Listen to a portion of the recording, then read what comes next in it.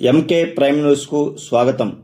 తుమ్మలపెంటలో ఈ నెల 19న జరగనున్న ముఖ్యమంత్రి నారా చంద్రబాబు నాయుడు గారి పర్యటనకు సంబంధించి ఏర్పాట్లు పూర్తి స్థాయిలో సాగుతున్నాయి. సీఎం సభ విజయవంతం కోసం అధికారులు, ప్రజాప్రతినిధులు విస్తృతంగా ఏర్పాట్లు చేస్తున్నారు.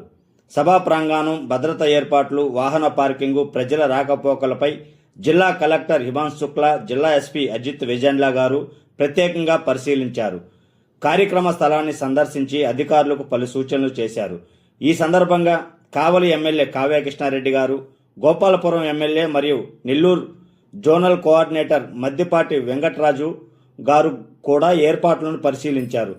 సీఎం సభకు భారీగా ప్రజలు హాజరు కానున్న నేపథ్యంలో అన్ని విభాగాలు సమన్వయంతో పనిచేయాలని సూచించారు. తుమ్మలపెంట గ్రామం మొత్తం సీఎం రాకతో పండగ వాతావరణాన్ని సంతరించుకోగా గ్రామమంతా రంగురంగుల ఫ్లెక్సీలు, కటౌట్లు, పార్టీ జెండాలతో కలకల్లాడుతుంది.